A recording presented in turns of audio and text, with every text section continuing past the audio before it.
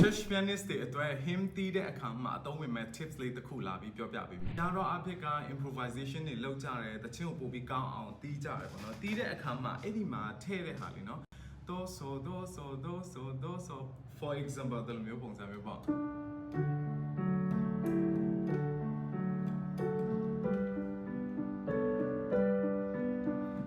အဲ့ဒီဟာကိုဂျားထဲမှာထည့်တဲ့ဟာလေးကိုကျွန်တော်တို့က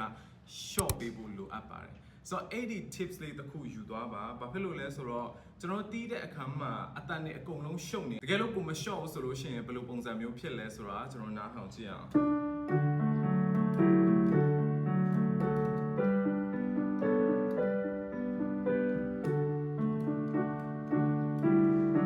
အရန်ရှုပ်တယ်အဲ့တော့ဂျားတဲ့ကအတန်လေးကိုထဲတဲ့ဟာလေးကို short ပြပါဆိုရင်ဘယ်လိုမျိုးဖြစ်မလဲဆိုရင်ဘယ်လိုပုံစံမျိုးဖြစ်မလဲ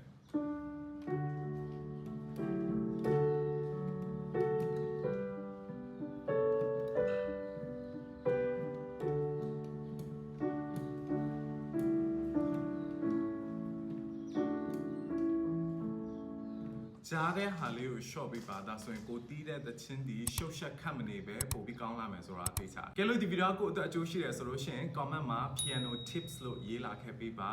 တခြားမသိရသေးတဲ့တငယ်ချင်းတွေသိရအောင်လဲတွားပြီး share ထားပေးလိုက်ပါဂီတနဲ့ပတ်သက်ပြီးတော့မှအဆိုအတီးနဲ့ပတ်သက်ပြီးတော့မှ Harry ကို follow လုပ်ရသေးဆိုရင် Harry ရဲ့ TikTok account လေးကို follow လေးလုပ်သွားပေးပါတကယ်လို့ဒီလိုမျိုး tips လေးတွေ hymn တီးဖို့အတွက် tips လေးတွေကိုထပ်ပြီးတော့မှသိချင်သေးတယ်ဆိုလို့ရှိရင် comment မှာ set တင်ပေးပါလို့လည်းရေးလာခဲ့ပေးပါကျေးဇူးတင်ပါတယ် Harry ဖြစ်ပါတယ်